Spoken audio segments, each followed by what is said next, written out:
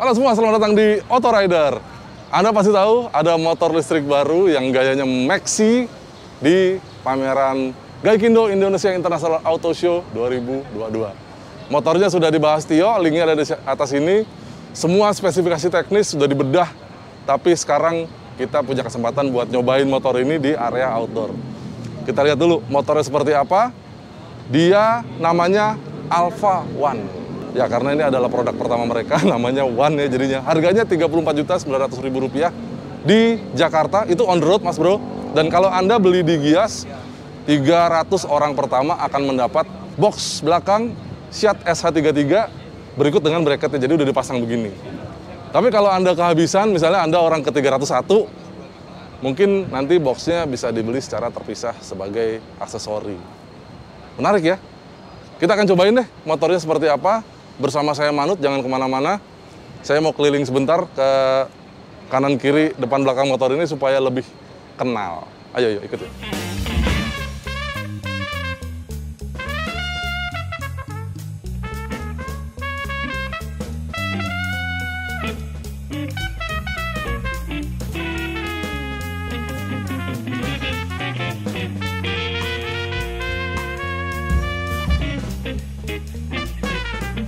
Nah, sebelum kita bermain-main yang putih itu, ada juga yang merah. Jadi total ada 5 warna itu. Alpha One ini ada yang merah, ada yang putih. Yang biru ada 2, terus ada yang hitam juga. Nah, sebelum kita lanjutkan video ini juga, ada informasi buat Anda. Sekarang saya ada di pameran Gaikindo Indonesia International Auto Show 2022. Gias 2022 ini mulai tanggal 11 sampai 21 Agustus. Jadi kalau Anda menonton video ini sebelum 21 Agustus, Anda bisa main-main di sini dan ikut nyobain motor-motor yang ada di sini, termasuk Alpha One ini. Apalagi di belakang sana ada test track khusus untuk EV. Jadi mobil-mobil dan motor-motor listrik bisa dites di indoor di hall 10.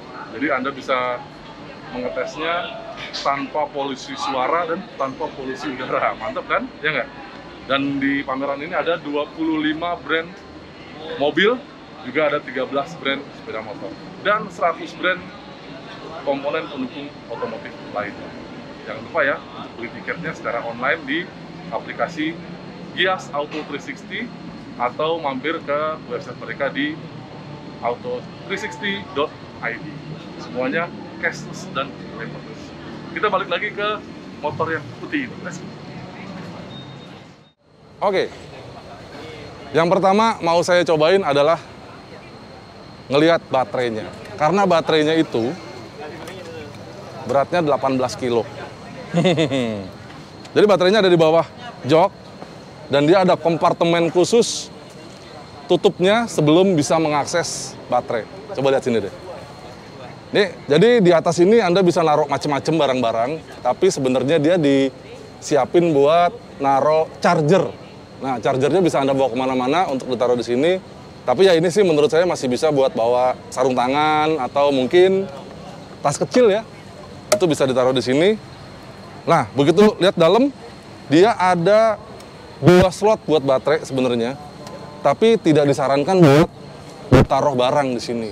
Apalagi barang-barang yang kemungkinan ada isinya cairan.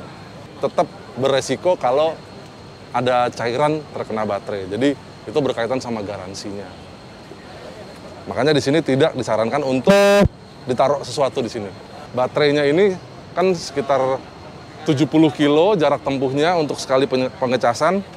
Kalau Anda beli baterai satu lagi bisa jadi 140 kilo. Matematikanya gitu ya. 70 tambah 70 sama dengan 140. Tapi baterainya harus dibeli secara terpisah. Harganya belum ketahuan, tapi rata-rata mungkin ya sekitar 7 jutaan. Mungkin ya. Tapi belum keluar harga resminya. Ntar kita tunggu aja pihak Alpha seperti apa nantinya.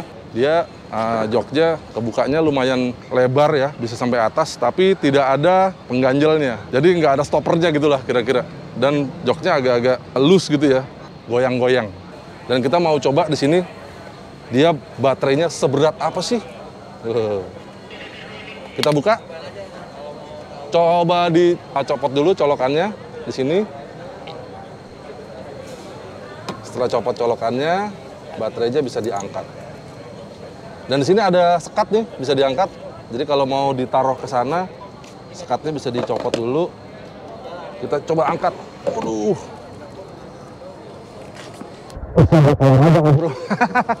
Jadi baterai ini bisa Anda bawa buat dicas di rumah. Nanti chargernya itu bentuknya sama dengan soket yang ada di baterai ini.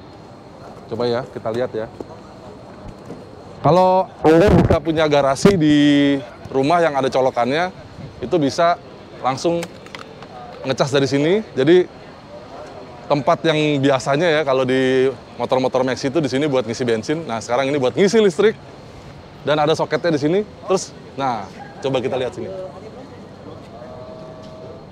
Nah, ini kan soketnya sama persis seperti yang ada di baterai. Nih. Oke. Baterainya sama, soketnya, dan kita lihat baterainya penuh. Ada indikatornya di sini.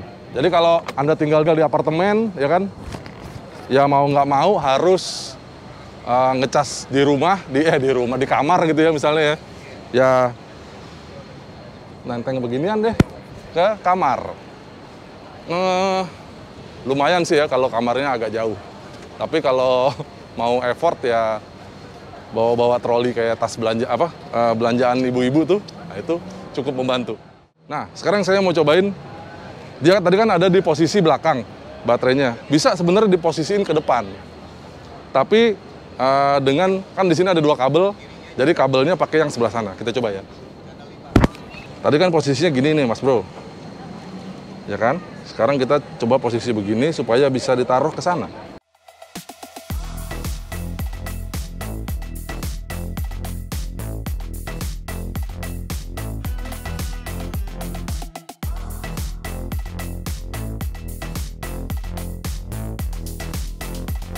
Terus digeser. Berat, Bro. Lumayan. Ya kan? Nah, buat yang di sini bisa dicolok pakai kabel yang ini. Ini sama aja. Jadi, walaupun ada 2 kabel, sebenarnya kabelnya ini nanti akan ketemu di bagian dalam sana. Sehingga mau pakai kabel yang ini atau pakai kabel yang ini sebenarnya sama aja. Kabelnya taruh di sana, terus ini sekatnya bisa ditutup lagi. Jadi ada space kosong di sini. Tetap aja nggak boleh ditaruh barang di sini. Tidak disarankan untuk naruh barang apapun di sini karena nanti bisa melukai baterai. Jadi kalau Anda sayang sama baterai, ini tetap dikosongin, terus ditutup begini supaya baterainya aman. Dengan posisi baterai itu, dia tetap bisa dinyalain MCB-nya. Nah, dia bisa hidup juga. Jadi barusan kita simulasiin bagaimana kalau Anda ngecas baterai kalau motor jauh dari parkiran ya. Maksudnya dari parkiran Anda nggak punya colokan. Jadi baterainya diangkat buat ditaruh di cas mungkin di depan TV atau di kamar atau mungkin di kantor. Nah, kantor nggak ada cas-casannya bisa taruh di bawah meja kita sambil dicas. Jadi kita kerja baterai bisa dicas, ya nggak? Begitu pulang, baterai udah full lagi. 70 kilo lagi, aman. Nah, sekarang kita cobain posisi duduk. Bagaimana kalau posisi duduk? Mungkin Anda seperti saya, tingginya lebih dari 180 cm. Tinggi saya 185, ini adalah posisi riding saya di Alpha One ini. Joknya masih cukup rendah ya, rata-rata skuter Maxi kira-kira segitu deh, nggak jauh beda. Dan posisi decknya juga mirip-mirip rasanya, depan dan belakang. Kalau Anda tingginya kayak saya, berarti walaupun kaki ditaruh di depan, dia tetap menekuk, nggak bisa terlalu selonjoran. Tapi kalau Anda tingginya mungkin di bawah 170 cm, nah enak nih bisa selonjoran. Terus ngeliat ke depan, dashboard, dia komposisinya mirip sama skuter Maxi 160 cc Honda PCX, itu mirip banget. Di depan ini dia semuanya expose, telanjang stangnya, ada risernya di sini. Terus di depan dia layarnya TFT. Nah, mungkin Anda sudah lihat di atas ini videonya apa aja yang ada di sini. TFT-nya termasuk ada aplikasi yang bisa Anda download di Play Store dan nanti akan ada juga di App Store di iOS. Tapi iOS mungkin saat ini belum ada. Nanti pada saat motor itu ada di tangan Anda mungkin sekitar November, buat Anda pengguna iOS itu juga bisa download aplikasinya. Oke, sekarang kita cobain jalan. Saya pakai helm dulu ya. Oke, sudah pakai helm. Wih, standarnya bagus loh. Model aluminium casting gitu ya. Udah kita hidupin. Tunggu sebentar sampai dia ready. Pencet toggle switch, dia ada tulisan ready. Terus kita pencet rem. Nah, jadi harus pencet rem dulu ya bro, supaya dia bisa digas. Tadi ready aja belum bisa digas. Jadi ini salah satu fitur safety kayaknya. Oh ya, satu lagi, dia ada kombi brake. Jadi kalau pencet satu rem, dia bisa rem depan dan rem belakang aktif. Itu pakai yang sebelah kanan malah, bukan yang sebelah kiri ya. Jadi kalau pakai yang sebelah kanan, tarik dikit, dia aktif rem depan. Kalau ditarik lagi, aktif dua-duanya. Yuk kita cobain. Saya penasaran sama karakter tenaga dia, terutama pada saat pelan. Karena kalau motor listrik itu rata-rata pada saat jalan pelan itu justru bikin kaget pas awal-awal. Ayo, siapa yang pernah ngalamin? Kita cobain ya, bagaimana tenaganya. Ini saya pakai mode yang pertama nih, D1. Cobain ya. Halus mas bro. Bisa halus mas bro. Ternyata. Wah, ini sih enak ini. Motornya halus banget. Lihat nih, saya buat pelan-pelan ya. Jalan 5 km per jam, pelan banget. Respon gasnya, lihat. Wow, halus banget, nggak yang kaget nguk gitu. Wah, ini sih mantep nih. Buat macet-macet ini pasti enak. Oke, ketemu polisi tidur. Dung. Wow. Shock breaker-nya mantul. Enak banget. Jadi, apa ya, rasanya tuh empuk gitu loh shock breaker-nya. Buat belok. Wow, enak banget rasanya. Rupanya dia seperti ini nih. Buat putar balik pelan-pelan masih bisa. Nggak kaget mas bro. Enak banget. Ini sih kaget, saya kaget, bener-bener kaget. Jadi responnya tuh halus banget. Ya, terus ini saya ada di mode 1 nih, D1, ya kan. Itu katanya bisanya di bawah 20 km per jam. Tapi responnya ternyata sama aja. Kita coba ya. Ini di D2, terus pelintir gas. Nah, dia bisa lebih dari 20 km per jam, tapi ternyata rasanya sama tenaganya. Jadi tidak berpengaruh ke tenaga, tapi pengaruhnya ke kecepatan maksimum. Coba kita lihat lagi. Pindah ke D3, cobain. Tuh, di speed. Sini, kita cobain lagi pelan-pelan. Tarikannya sama aja mas bro. Cuman mungkin nanti dia bisa dapat speed yang lebih tinggi. Udah gitu aja, bisa dapat hampir di D3 ini sekitar 90 km per jam. Wah, ini sih enak banget. Handlingnya juga enak buat belok-belok. Wow.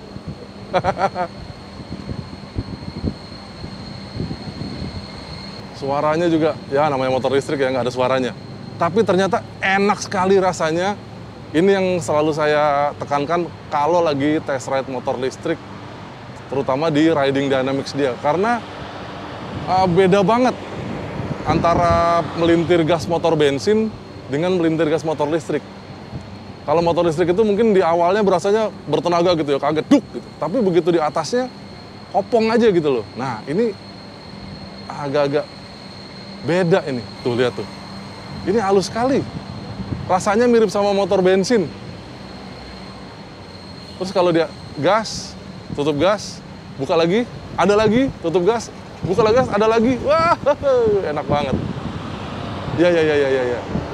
Ini sih impresi pertama di parkiran. Kita di test track Gias ini nggak bisa kenceng-kenceng mas bro, tapi kira-kira buat macet-macet kan juga seperti ini ya. Ini motor enak sekali rasanya. penasaran kalau kita bawa beneran buat riding sehari-hari. Ya nggak? Gimana rasanya? Nanti kita akan pinjem secara khusus motor ini ke Alfa untuk dipakai secara harian. Wis, mantap rasanya. Sorry. Saya lupa ada ini. Nggak biasa, ketahuan ya. Nggak biasa naik motor bawa box. Jadi demikian impresi pertama kita terhadap Alfa One ini. Yang bikin kaget adalah dia halus banget. Mulai dari tenaganya, terutama pada saat pelan-pelan.